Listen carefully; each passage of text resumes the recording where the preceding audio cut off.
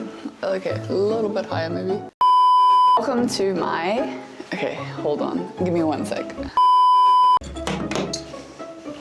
It's a little bit noisy with the window open. All right, let's try that again. What? As you can see, this is very awkward. Hi guys, what's up? Welcome to the second video on my YouTube channel. I just wanted to say a quick thank you to everyone who watched the first video, and I also want to say a very big thank you to those who have subscribed. There's a handful of you at least, and that is good. You know, I think if I got 0 subscribers, I would have pushed through, I would have kept going, but I'm glad that some people found me interesting enough to subscribe, or at least want to support me. Even if you didn't really like the first video, I still appreciate the support. For my second video, I thought long and hard, honestly. I felt quite a bit of pressure to film this video because the first video that I put out didn't really count because it was an introduction video. And so if there's something I can compare it to, it's like when you get a new sketchbook and every page is blank, it's crisp, it's fresh, nothing has touched it or ruined it yet. For all the artists out there or people who love to draw, you know how much the first page can make or break the sketchbook. Because if the first page turns out a nightmare or turns out ugly or you made a mistake, then goodbye sketchbook. In the same way, I didn't want the first video to be like a bad drawing in the sketchbook. I wanted it to be something meaningful. There's so many things that I'm working on, but nothing seems good enough to share. And then I reminded myself, whoa, step back. The whole point of this channel is to take you through this process with me. That's the whole point. I don't need to know. I thought for the second video, you know, it's going to be a bit abrupt and I'm really just jumping into it. But I wanted to share with you my creation, Thought Cat and I. So Thought Cat and I is a project that I started last year in Korea.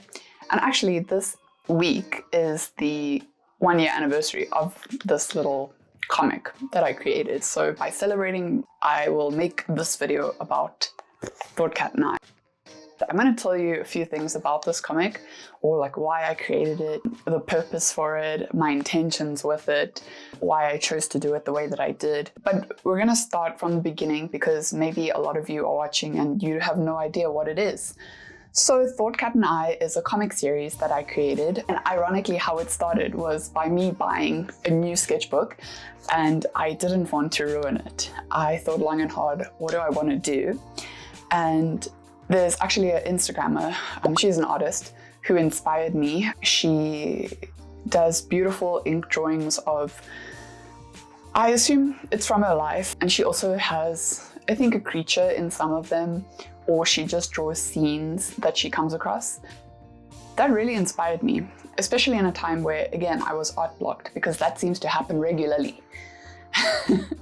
So I wanted to kind of do a similar thing. Another reason for it was because I had been drawing digitally so much, I kind of neglected drawing traditionally. I wanted to be able to still be comfortable with drawing traditionally. One thing that happened is I became so comfortable drawing digitally that drawing in a sketchbook became very uncomfortable because I couldn't zoom in, I couldn't undo, I couldn't like turn the screen as easily, although I guess you can turn the sketchbook, but it's a lot messier, and there's something just very convenient about drawing on, you know, like an iPad or something.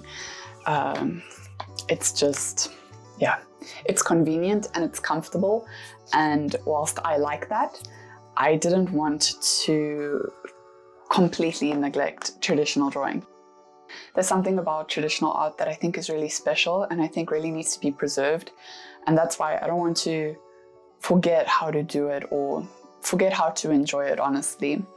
So yeah, that's part of why I wanted to create this series, to force me to make something traditional, even if it was something as silly as a little simple comic. So yeah, that was the start of it. Another reason was because I suffered so much with art block, I thought this could be a way where when I didn't know what to draw or create, I could turn back to this comic series. Another thing was growing up, so when I was young, I really wanted to be a manga artist. And then I realized the hard work that goes into that. And I'm also not Japanese, which is fine. You don't have to be. But there was just a lot that I kind of acted out in ignorance. And I came to the realization that maybe I don't want to do that. But what I respect in that field is people who are just able to draw anatomically correct, like human bodies. You need to know how to draw a lot beyond just a human being. You need to know how to draw people of different ages, different environments, different perspectives. And that is not just within manga, of course, it's within a lot of different comics. But I think that specifically overwhelmed me. Now, actually, I've taken more of a liking to more simplistic art and cartoon type styles. And it's funny how you change in that way. You know, you always want what you don't have. And I think in art, it's difficult because it's so subjective. You have so many different art styles out there and you almost want to do them all, but it's almost impossible. So you kind of have to pick one. That kind of goes through my brain a lot when it comes to drawing and how do I want to draw. And now that I've gone into a more simplistic style, oftentimes I do miss, you know, drawing how I did. But for this season of my life, I feel like I'm enjoying the simplistic things and it's helping me enjoy the process and learn. And I feel like I'm able to do a bit more. It takes less time, I will admit that. But because it takes less time, I can then explore more. That's why I am enjoying it right now. Anyway, enough of that tangent. Back to ThoughtCat and I. I bought the sketchbook and I said, okay, I'm gonna make a comic. Like, I want this sketchbook to consist of comics of the same thing. I thought, okay, I want to kind of have me in the comic, but at the same time, I'm not too, I don't really care if the person doesn't really look like me or if it's kind of not me. I just want them to represent me. And because again, I wasn't fixating on the details. I wanted to fixate more on the simplicity of the story and just something enjoyable and consistency in actually making it. I thought it would be cute for the first page to express the feeling of getting that new sketchbook. And then I thought, you know, it'd be funny if I had like this other character, like quirky, funny, I don't know.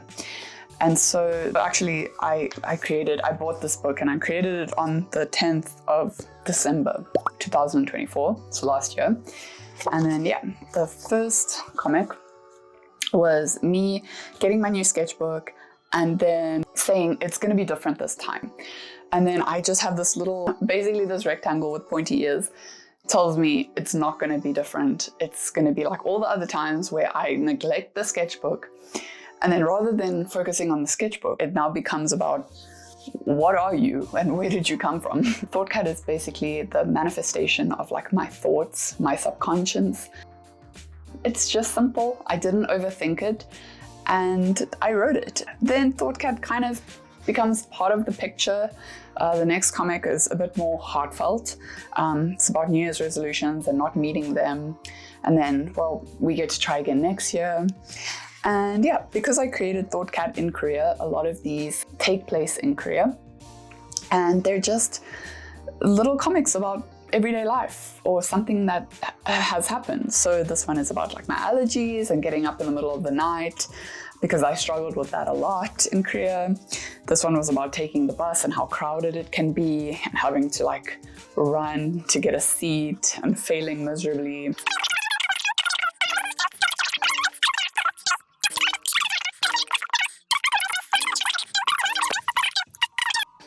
Every inanimate object that I have will more than likely be a male. Like my plants, they're all he's. I don't know why. It just is how it is. Just FYI, the sun is cooking my shoulder, so if I look like I'm drenched in sweat, I probably am because it's hot. It's summer here, guys. It's rough. This is one of my favorite ones, and I love the expressions that I used in it. Thought Cat is like reassuring me snow is not that bad and I don't have to hate it. And then he goes and he slips, and then, you know, I kind of prove him wrong. So yeah, just things like that. And actually, there's quite a lot of them. How do I do this? There's a lot of them. All of these are available on my Instagram to look at. It's in one of my highlight reels. Yeah, I managed to fill half of the book, and then I kind of came back. I moved back to South Africa, and I've been so mentally blocked from doing them because I'm no longer in Korea, and I feel like that transition is kind of hard. I don't know why, but it's hard for me to draw that. I actually have sketched out the next one, and it's about getting back to South Africa, but I've been putting off inking it for so long, and I'm actually going to do it in this video. So that's Thought Cat and I. I will finish the sketchbook. It is my goal, my New Year's resolution. Thought Cat would be proud. I still have plans to finish this little sketchbook, but I decided to move my comics to to be drawn digitally, and I know that goes against everything I've said about wanting to keep doing traditional art. But I am doing traditional art again, just in different ways. That's why I feel a bit less bad, but I've started making my Thought Cat, oh, look at that, it's dead, as it always is. Yeah, I decided to move my Thought Cat comics to my iPad because I have future plans for Thought Cat and I. You know, them being in here is cool, but this is a bit limiting. But if I do it digitally, those files, it would be a lot easier to play with them and to lay them out if I decide to, I don't know, make an actual physical comic of Thought Cat and I. So yeah, those are kind of the future plans. I'd like to take Thought Cat and I somewhere. Again, I know it's not the most unique story and it's not the most interesting story, but as I've told myself, it doesn't have to be. I'm primarily doing it more so for myself, to just grow, to be comfortable in drawing, and to just be consistent in some way. And right now I'm not very consistent, but I'm gonna get back there.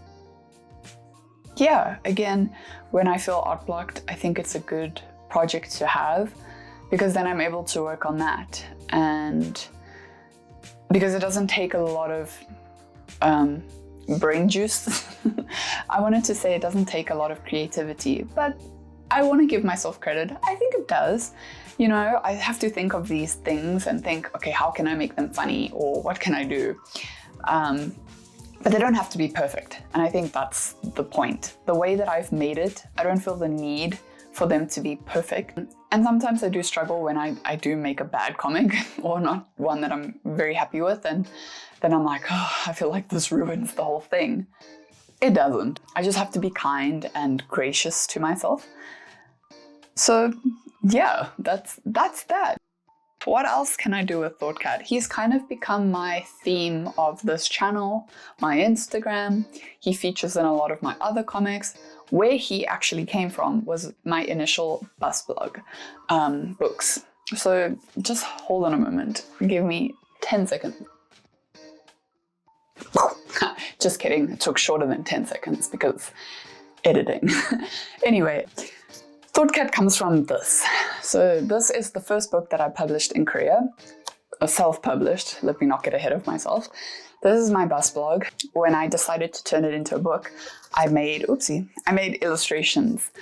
And this little guy became one of the main cats, because I love cats, but the cats I draw look like ice blocks, let's be honest. Anyway, so there were two cats that featured in this book.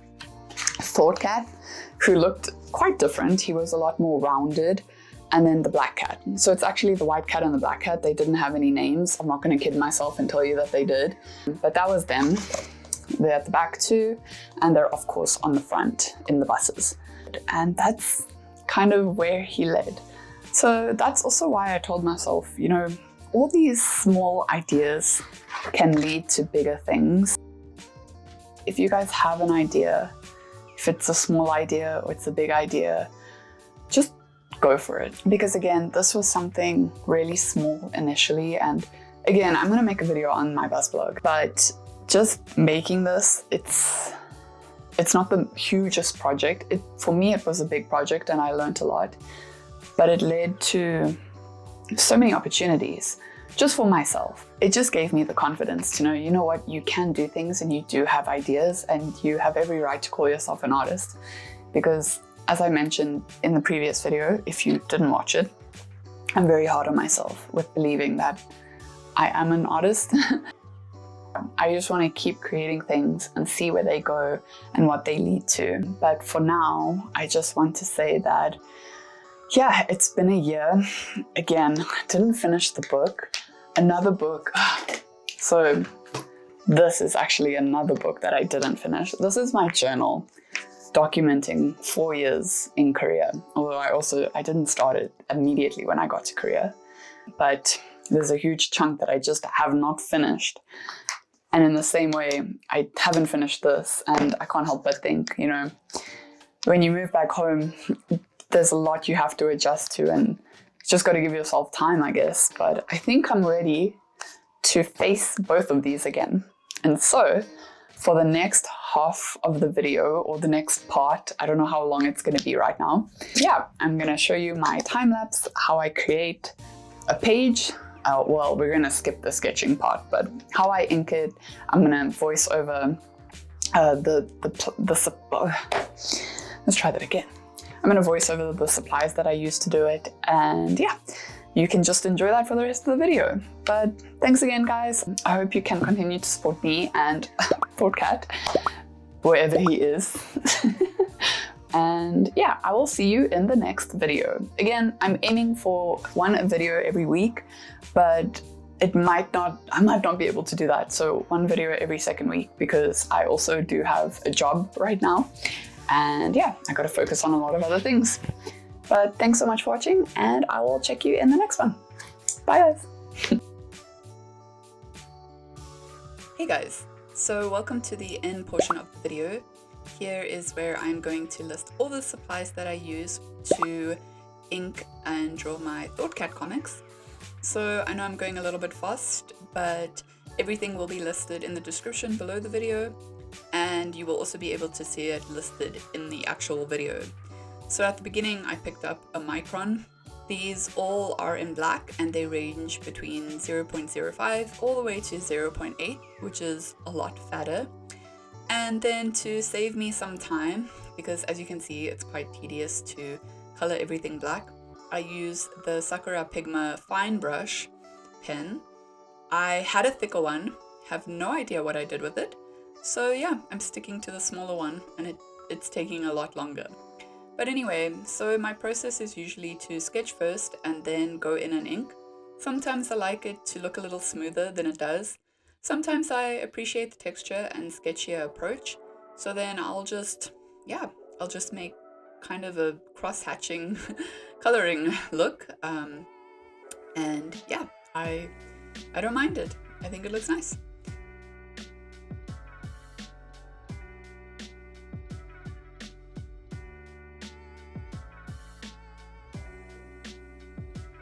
My writing is, as you can see, handwritten, and it's not the nicest handwriting, but you know, it does the job. For these comics, I also draw them in my Hahnemühle sketchbook. It's a travel journal, and if I'm not mistaken, the size is 14 centimeters by 9 centimeters for all my American watchers. I apologize, I have no idea what that is in inches. Anyway, moving on. When I draw these comics, I don't actually use any pose references. Sometimes I may take a picture of my own hand or things like that, but the whole point is to not fixate too much on making it perfect, and so I use the knowledge that I have, and I simply do my best to draw as accurately as possible. But at the same time, because they are simplistic comics, they don't have to be perfect. I think I can get away with a few mistakes here and there. But yeah, I am attempting to add a shadow onto ThoughtCat. Not onto ThoughtCat, onto myself. And it's the shadow of ThoughtCat. I don't know if that reads well, but you can let me know what you think. And now I'm just ending off the second half, which is the second page. What else can I tell you? These comics have been very fun to do. I don't have much stress doing them, but I think just because I've since moved back from Korea, I've been having a really hard time getting back into them. But it was such a nice feeling to be able to just get back into the sketchbook and finally complete this comic, and I'm so glad that I have, and I'm glad that I got to share it with you. So yeah, I hope you enjoyed this process, and if you have any questions, feel free to ask. But that's it for now. Until the next one, enjoy!